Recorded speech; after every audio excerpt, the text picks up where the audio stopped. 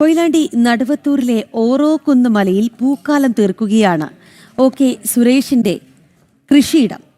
ചെണ്ടുമല്ലിയുടെ ഓറഞ്ചും മഞ്ഞയും വെള്ളയും നിറങ്ങൾക്കൊപ്പം ചുവപ്പും റോസും നിറങ്ങളിലുള്ള വാടാമല്ലിയും ഇവിടെ വിരിഞ്ഞു നിൽക്കുന്നു. ഇതിനു പുറമെ തല ഉയർത്തി നിൽക്കുന്ന സൂര്യകാന്തി പൂക്കൾ കൂടി എത്തുന്നതോടുകൂടി നാട്ടുകാർക്ക് ഇത് ഇപ്പോൾ ഒരു മിനി ഗുണ്ടൽപേട്ടാണ്.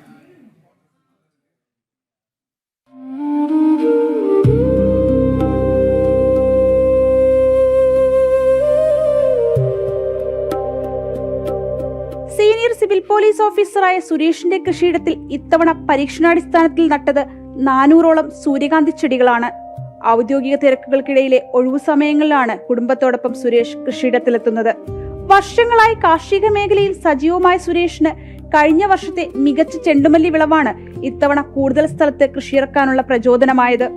എന്നാൽ കാലാവസ്ഥാ വ്യതിയാനം ഇത്തവണ കൃഷിക്ക് തിരിച്ചടിയായി. പ്രതീക്ഷിച്ച വിളവ് ലഭിച്ചില്ലെന്നും സുരേഷ് പറയുന്നു. ചെടികൾക്ക് രോഗബാധയേറ്റതുപോലെ പെട്ടെന്ന് വാടിപ്പോകുന്ന അവസ്ഥയും തെല്ലൊന്ന് പ്രതിസന്ധിയിലാക്കി.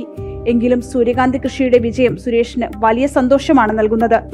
കഴിഞ്ഞ വർഷം നന്നായിട്ട് നല്ല രീതിയിൽ ചെണ്ടുമല്ലി വിജയിച്ച് കിട്ടിയിരുന്നു.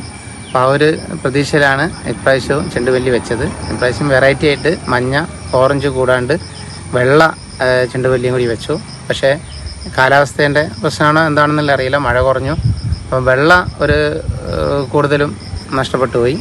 അതുപോലെ തന്നെ മഞ്ഞയും ഓറഞ്ചും കുറേ പോയി. പക്ഷേ അതിന് തൈ മാറ്റി വെച്ചപ്പോൾ അത് കുറേ രക്ഷപ്പെട്ടിട്ടുണ്ട്.